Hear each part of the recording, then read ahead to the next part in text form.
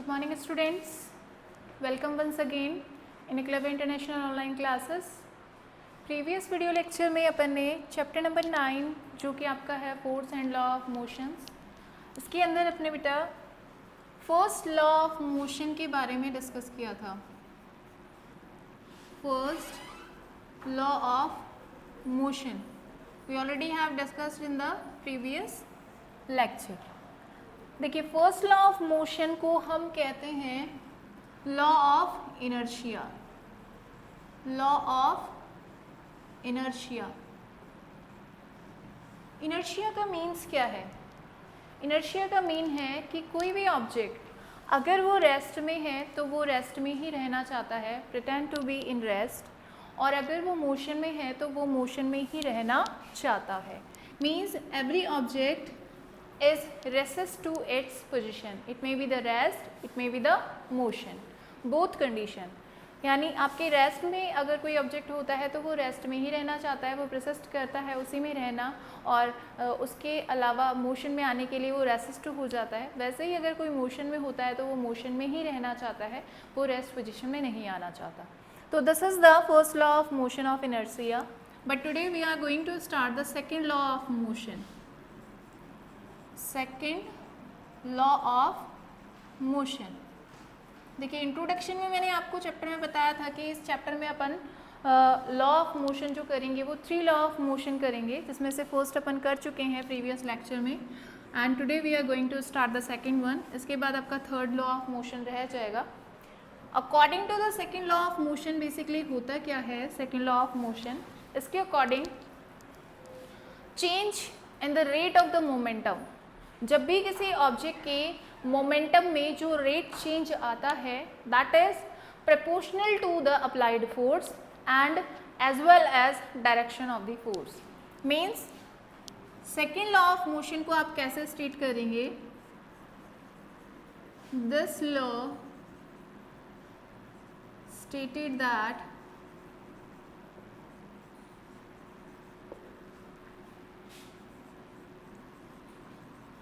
rate change of the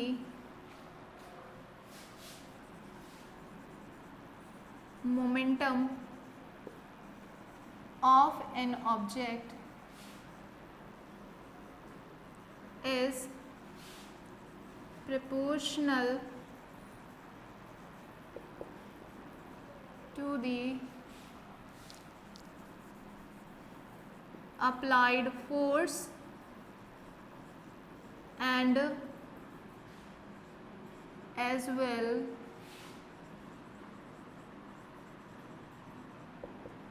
direction of the force. Direction of the force.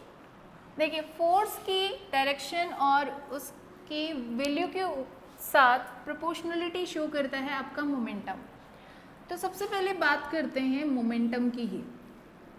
देखिए कुछ examples अगर अपन लें तो उन एग्जांपल्स में आपको पता चलेगा कि किस तरीके से momentum is very effective for the motion. आपने देखा होगा कि टेनिस बॉल, जब आप टेनिस खेलते रहते हैं तो टेनिस बॉल जो होती है उससे अगर आप किसी अनदर प्लेयर को क्या करते हैं, हिट करते हैं, तो उसका कोई इफेक्ट नहीं होता है इतना ज़्यादा. लेकिन सोचिए कि किसी क्रिकेटर की बॉल आपको आकर स्ट्राइक करती है तो उसका आपको बहुत ज़्यादा इफेक्ट देखने को मिल सकता है अगर वो डायरेक्टली आकर स्ट्राइक करती है. तो इसका मतलब क्या है कि जो वेलोसिटी है, वेलोसिटी जो है वो मोमेंटम में बहुत ज़्यादा स्पेसिफिक रोल प्ले करती है. भी टेनिस बॉल जो होती है उसकी ज़्यादा वेलोसिटी नहीं होती, डिस्टेंस ज़्यादा नहीं होती है, वो ट्रैवल कर रही होती है वो, और क्रिकेटर जो बॉल स्ट्राइक करता है उसके अंदर आपकी वेलोसिटी ज़्यादा इंपॉर्टेंट रोल प्ले कर रही होती है. तो बेसिकली मोमेंटम की जब अपन बात करते हैं तो मोमेंटम, इस वाले एग्जांपल में मोमेंटम किसका ज़्यादा है? जो क्रिकेटर की बॉल है उसका मोमेंटम आपको ज़्यादा इसमें मिलता है. ऐसे ही अगर आप दूसरा एग्जांपल लें कि अगर एक ट्रक की बात कर लें जो कि एक रोड साइड स्टैंड कर रहा है, खड़ा हुआ है रेस्ट पोजीशन में, तो उसका मोमेंटम आप क्या कर सकते हैं, नेग्लेक्ट कर सकते हैं उसको, कोई इफेक्ट आपको देखने को नहीं मिलेगा। लेकिन वही ट्रक अगर रोल करना शुरू कर दें, यानी चलना शुरू कर दे, मोशन में आ जाए, चाहे वो बहुत कम स्पीड में चल रहा हो, चाहे वो 5 मीटर पर सेकेंड की स्पीड में ही क्यों ना चल रहा हो, फिर भी उसका मोमेंटम बहुत ज़्यादा होगा। यानी वो अगर किसी के साथ जाके भिड़ेगा तो वो उसका इफेक्ट आपको बहुत ज़्यादा देखने को मिलेगा। तो इससे आप क्या कह सकते हैं बेटा, इससे आपको पता चलेगा कि इसमें मास भी एक इम्पॉर्टेंट रोल प्ले कर रहा है, इसमें मास भी एक इम्पॉर्टेंट रोल प्ले कर रहा है, क्योंकि ट्रक का मास जो होता है वो बहुत ज़्यादा होता है। तो ट्रक का मास ज़्यादा होने की वजह से उसका मोमेंटम ज़्यादा देखने को मिल रहा है। तो इसी बेस पे अगर आप देखें कि एक बुलेट जो कि निकलती है गन से फायर की जाती है, तो उसका मास तो बहुत छोटा होता है, वो बहुत ज़्यादा हैवी नहीं होती है मास के कंपैरिजन में अगर उसे देखें तो, लेकिन उसकी वेलोसिटी बहुत ज़्यादा होती है। इसलिए हम क्या कह सकते हैं कि मोमेंटम जो होता है, जैसे कि फर्स्ट एग्जांपल में अपन ने देखा कि उसकी वेलोसिटी ज़्यादा होने की वजह से उसका मोमेंटम ज़्यादा हो गया था, किसमें, क्रिकेट के एग्जांपल में जो अपन ने देखा। नेक्स्ट एग्जांपल में अपन जो ट्रक का एग्जांपल ले रहे हैं उसके अंदर अपन ने देखा कि उसका मास ज़्यादा है, इसलिए उसका मोमेंटम हम ज़्यादा कंसीडर कर रहे हैं। थर्ड एग्जांपल जो अपन ने देखा कि बुलेट जो है वो फायर हो रही है विद दी गन, तो उसके अंदर भी वेलोसिटी ज़्यादा होने की वजह से उसका मोमेंटम आपको ज़्यादा देखने को मिलता है। Even it can hit to any person than it may be killed. Like अगर आप उसको फायर कर रहे हैं तो कई बार आपने देखा होगा कि आर पार निकल के चली जाती है, बॉडी के आर पार निकल के चली जाती है बुलेट्स, है ना। तो उस कंडीशन में क्या होता है कि मोमेंटम इतना ज़्यादा था कि उसने पूरी बॉडी को ही क्या कर दिया, एक पास कर दिया बाय दी मोमेंटम। उसका मोमेंटम इतना ज़्यादा था कि वो उस बॉडी को क्रॉस करके बाहर निकल गई। तो हम बेसिकली मोमेंटम को क्या कह सकते हैं कि ये दो क्वांटिटीज़ के ऊपर डिपेंड करता है, एक तो होता है मास और एक वेलोसिटी।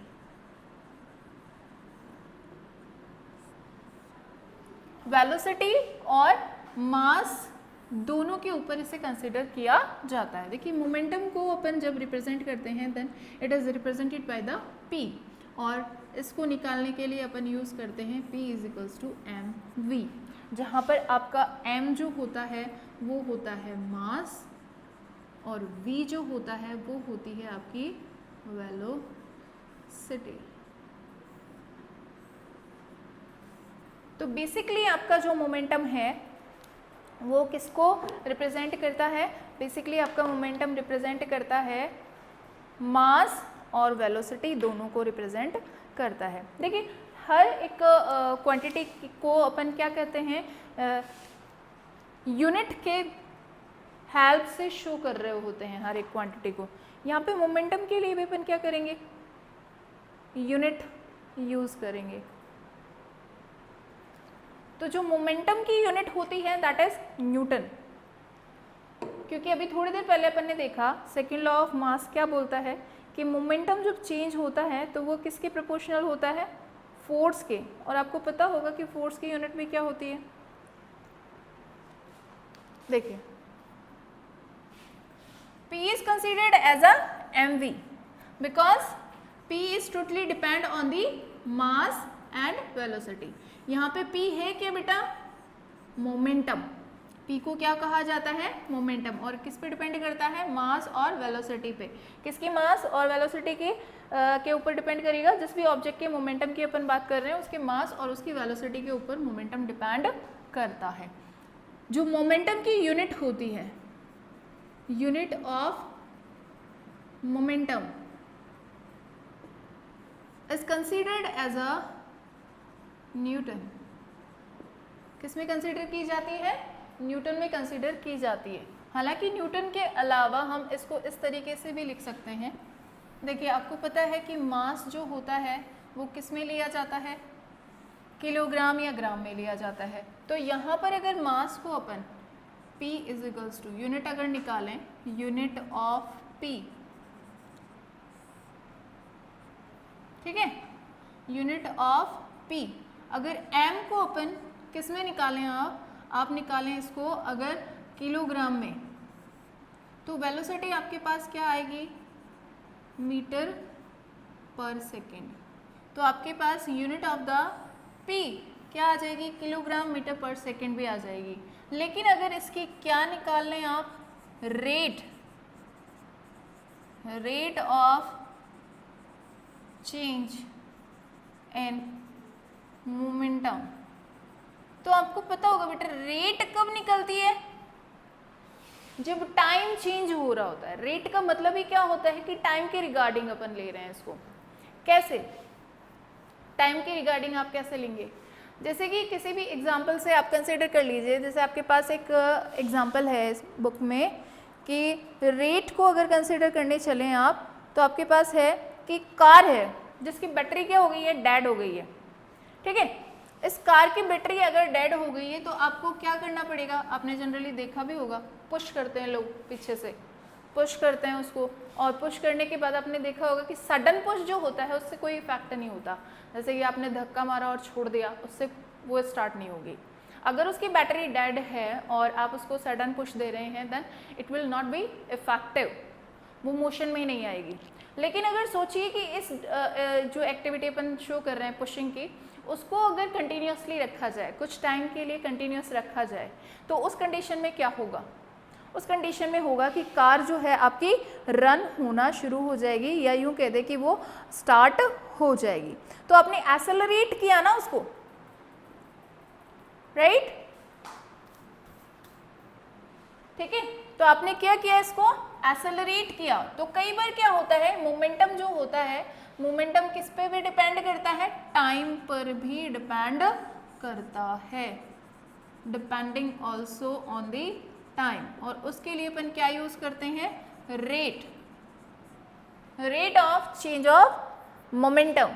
तो इसके लिए अगर अपन बात करें, अगर इसमें टाइम और इंक्लूड कर दिया जाए, तो रेट ऑफ द मोमेंटम आपके पास आ जाएगा mv/t, ये आ जाएगा। तो यहाँ पर अगर आप m को kg से और v को मीटर पर सेकेंड से और t को फिर से सेकेंड से अगर रिप्रेजेंट कर रहे हैं, then you will get unit of it as a kg metre per second square, या तो ये लिख लीजिए, या फिर इसकी यूनिट हो जाएगी kg मीटर सेकेंड -2। इसको लिखा जाता है न्यूटन के equal, this is equal to the newton. देखिए अभी थोड़ी देर पहले अपन ने स्टेटमेंट जो दिया सेकेंड लॉ ऑफ मोशन का, वो क्या था, rate of the change of momentum will be equal to the force, ठीक है, which is applied on it. जो भी ऑब्जेक्ट आप ले रहे हैं उसके ऊपर अप्लाइड किए गए फोर्स के इक्वल होता है change of rate of movement. सोचिए कि आपका जो कोई भी ऑब्जेक्ट है, वो पहले आपके वेलोसिटी u से ट्रैवल कर रहा था, अब उसकी बढ़ के वेलोसिटी कितनी हो गई, v हो गई। तो स्टार्टिंग के लिए उसका मोमेंट जो है, मास तो दोनों सेम ही रहेंगे ना, क्योंकि एक ही ऑब्जेक्ट ले रहे हो। सिंगल ऑब्जेक्ट जो आपने लिया उसकी पहले वेलोसिटी कितनी थी, u थी, और बाद में वेलोसिटी उसकी कितनी हो गई, v हो गई, right?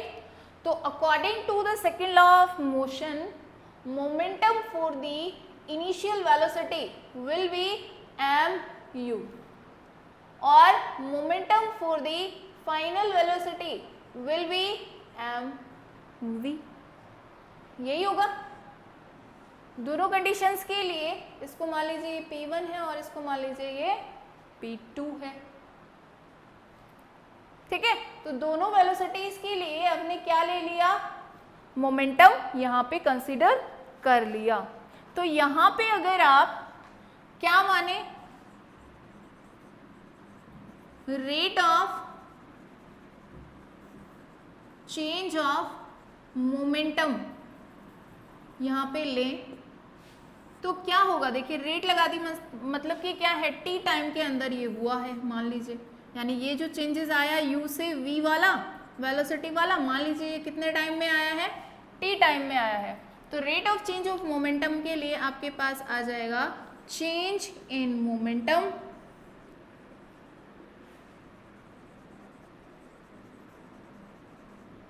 Divided by time taken in it, कितना टाइम इसके अंदर लिया गया। इससे आप क्या निकाल लेंगे, rate of change of momentum को निकाल लेंगे।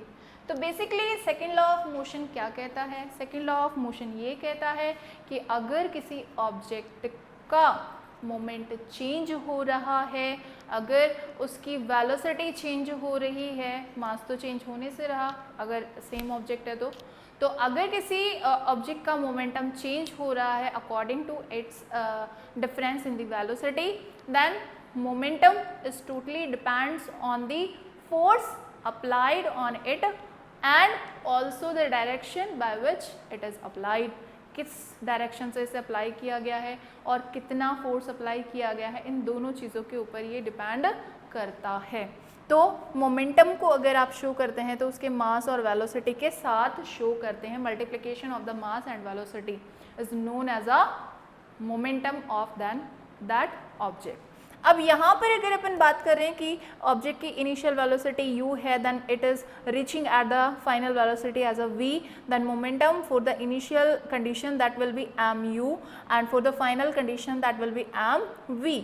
अगर ये जो चेंजेस आया है इस ऑब्जेक्ट के लिए जिसका मास m है और ये जो चेंजेस आ रहा है वो t टाइम के लिए आ रहा है, t टाइम में आ रहा है, then rate of change of moment will be equal to the change in momentum divided by time taken in it. अब देखिए जो नेक्स्ट टॉपिक आपका आता है बुक के अंदर वो ये है कि आपके मैथमेटिकल फॉर्मुलेशन किस तरीके से दिया जाए सेकेंड लॉ ऑफ मोशन का। तो कुछ नहीं करना है आपको, सेकेंड लॉ ऑफ मोशन के मैथमेटिकल फॉर्मुलेशन के लिए सबसे पहले जो फॉर्मूला अभी थोड़ी देर पहले अपन ने लिखा था वही लिखना है कि चेंज ऑफ मोमेंटम होता क्या है। आपको पता है कि change of momentum, change of momentum क्या होगा, प्रोपोर्शनल होगा फोर्स के जो कि अप्लाई हो रहा है। इसको अपन क्या बोल सकते हैं, P2 माइनस P1 बोल सकते हो, आप बोल सकते हो ना इसको, P2 माइनस, ये प्रोपोर्शनल का सिंबल है भाई, यानी ये डायरेक्टली प्रोपोर्शनल होता है। Change of momentum is directly proportional in the change of moment amount, P2 minus P1। अभी थोड़ी देर पहले मैंने आपको एक कंडीशन बताई थी कि m मास का एक ऑब्जेक्ट है जो कि u वेलोसिटी से ट्रैवल कर रहा है, this is the initial velocity and after the t time it again v velocity, this is the final velocity। इन दोनों कंडीशन के लिए अपन ने, पहले कंडीशन के लिए अपन ने मोमेंटम निकाला था P1 that is mu and for the final condition P2 अपन ने निकाला था दैट इज mv। ठीक है, इन दोनों वैल्यूज को अगर मैं इसमें पुट कर दूं तो आपके पास चेंज ऑफ मोमेंटम क्या आ जाएगा बेटा, mv माइनस mu। ये आ गया आपके पास चेंज ऑफ मोमेंटम। लेकिन यहाँ पर अपन बात करते हैं the rate of change of momentum, क्योंकि टाइम को भी इंक्लूड किया जाता है। जैसे कि अपन ने एग्जांपल देखा था पुशिंग ऑफ द कार का, अगर सडन पुश कर रहे हो, अचानक से पुश करके छोड़ दिया तो कोई मोमेंटम क्रिएट नहीं होगा, लेकिन आप रेगुलरली कंटिन्यूसली उसको अगर आप रेगुलेट करते हो, उस चीज़ को पुश करते जाते हो, तो आफ्टर सम सेकेंड्स और some minutes it will start. जो भी आप स्टार्ट करना चाह रहे हो, बाइक है या फिर कार है, जो भी जिसकी भी बैटरी जो है वो डेड हो गई हो। तो यहाँ पर नेक्स्ट जो अपन यूज़ करते हैं चेंज ऑफ मोमेंटम, तो अपने को पता चले गया P2 माइनस P1 के ये प्रोपोर्शनल होगा, इक्वल नहीं बोलेंगे, प्रोपोर्शनल, क्योंकि यहाँ पे प्रोपोर्शनल का सिंबल लिया है। उसके बाद अपन लेते हैं the rate of change of momentum. तो अगर आप ये ले रहे हैं तो आपको टाइम भी इंक्लूड करना पड़ेगा। टाइम इंक्लूड करते ही आपके पास आ जाता है ये mv minus mu divided by t, और यहाँ पे प्रोपोर्शनल का सिंबल, ठीक है। तो आपके पास the rate of change of momentum आपके पास क्या आ गया, mv माइनस mu। आगे फर्दर ऑन जब इसको अपन लेते हैं, यहाँ पे कॉमन ले सकते हो आप m, क्योंकि दोनों के अंदर है, तो यहाँ पे आप लिखेंगे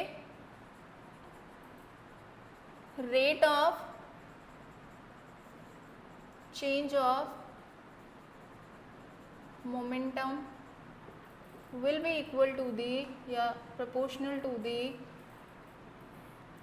m कॉमन आ गया v minus u divided by t।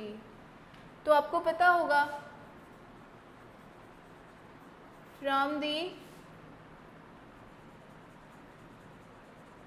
Motion equation, motion की इक्वेशन पढ़ी है अपन ने चैप्टर नंबर 8 के अंदर, 3 इक्वेशंस थी। उसमें फर्स्ट इक्वेशन क्या थी बेटा, v minus U divided by T will be equal to the a, acceleration. Acceleration के इक्वल माना था ना इसको। एक्सेलरेशन इज इंटीमेटेड या acceleration is indicated as a v minus U velocity difference divided by time taken. जितना velocity में difference आया उसमें कितना टाइम लगा उसके इक्वल माना जाता है।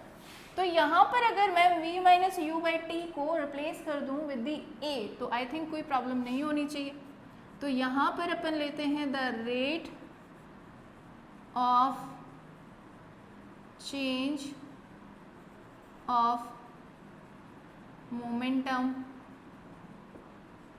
proportional with the m a, लिख सकते हैं m a के इक्वल लिखा जा सकता है इसको। अब आपको पता होगा कि स्टार्टिंग में जब अपन ने स्टेटमेंट लिखा था तो the rate of change of momentum किसके ऊपर डिपेंड कर रहा था, किसके प्रोपोर्शनल था, फोर्स के। हम स्टेटमेंट क्या लिख रहे थे, the rate of change of momentum is directly proportional to the force, applied force and as well as direction of the force. तो देखिए यहाँ पे प्रोपोर्शनल का ही तो सिंबल है, तो आप चाहें तो the rate of change of momentum को किसके इक्वल रख सकते हैं, यहाँ पे फोर्स के इक्वल रख सकते हैं। तो इस वाली इक्वेशन को मान लीजिए कि फर्स्ट इक्वेशन मैं यहाँ पे नंबरिंग दूँ, तो यहाँ पे हम क्या लिखेंगे, the equation first may be written as, क्या लिखेंगे आप, F proportional to the ma, मास और एक्सेलरेशन। अब देखिए जब अपन प्रोपोर्शनल के सिंबल को हटाते हैं, इस प्रोपोर्शनल के सिंबल को, तो आपको एक कांस्टेंट रखना पड़ता है इसकी जगह। क्या लेना पड़ता है इसकी जगह, एक कांस्टेंट लेना पड़ता है जिसको कहा जाता है प्रोपोर्शनलिटी कांस्टेंट। तो यहाँ पे हम लेंगे F इज इक्वल्स टू के एम ए, जहाँ पर K क्या है आपका, प्रोपोर्शनलिटी कांस्टेंट है।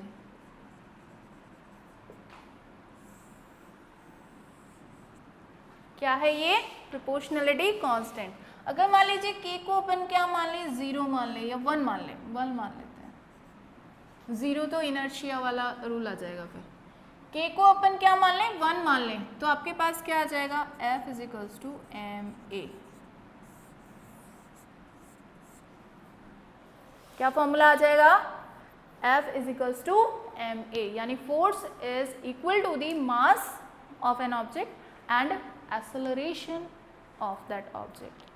तो ये है आपका सेकेंड लॉ ऑफ मोशन और सेकेंड लॉ ऑफ मोशन का मैथमेटिकल रिप्रेजेंटेशन। ठीक है, इसके अंदर भी आप वही निकालेंगे, यूनिट क्या आएगी इसकी, देखिए F is equals to unit आ जाएगी आपके पास kg और एक्सेलरेशन की क्या होती है मीटर सेकेंड माइनस 2। तो ये किसके इक्वल होती है, F is equals to newton के इक्वल होती है। ठीक है, या फिर आप इस n को किससे रिप्रेजेंट कर सकते हैं, न्यूटन को किससे रिप्रेजेंट कर सकते हैं, n से भी रिप्रेजेंट कर सकते हैं। तो फोर्स की यूनिट और आपके momentum, rate of change of momentum की जो यूनिट होती है वो सिमिलर होती है, दैट इज न्यूटन या फिर kg मीटर सेकेंड माइनस 2। तो ये आपका है सेकेंड लॉ ऑफ मोशन। इसके बाद अपन करेंगे सेकेंड लॉ ऑफ मोशन के डेली रूटीन के अंदर क्या क्या इम्पैक्ट आपको देखने को मिलते हैं और सेकेंड लॉ का फर्स्ट लॉ के साथ relation, expression of the second first law with the help of the second law, और फिर बचता है आपका थर्ड लॉ ऑफ मोशन। तो आज के लिए इतना ही रखते हैं। Thank you and have a nice day.